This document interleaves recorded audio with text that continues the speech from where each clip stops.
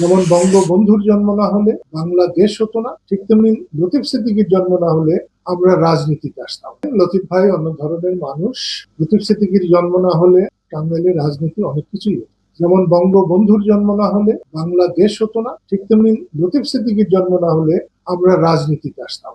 আমার মতো ভীরু কাপুরুষ ছোটকালের এ দুনিয়ায় দ্বিতীয়টা পাওয়া যেত না। সেই কারণে আরো যারা মাহবুব নামে বোধহয় একজন বীর প্রতীক আছে, মাহবুব না মাহমুদ, সব মশার বিরুদ্ধে সুরক্ষা দিতে এলো বসুন্ধরা এক্সট্রিম অ্যারোসল। মশার বিরুদ্ধে এক্সট্রিম সুরক্ষা। আরো কাকে কাকে যেন গ্রেপ্তার করে রাখা হয়েছে। আদৌ গ্রেপ্তার করা হয়েছে কিনা তাও জানি না। আমি আপনাদের মাধ্যমে সারা দেশকে, সারা দেশবাসীকে এবং আন্তর্জাতিক দুনিয়াকেও জানাতে চাই, 24শে অগাস্টের বৈষম্য বিরোধী আন্দোলনের বিজয় আমি স্বাধীনতার কাছাকাছি মনে করি এবং সেই বিজয়ের সফলতা আমি সবসময় কামনা করি। কিন্তু সেই বিজয়ী বীরেদের কার্যকলাপ দেশের মানুষ অতিষ্ঠ হয়ে উঠেছে।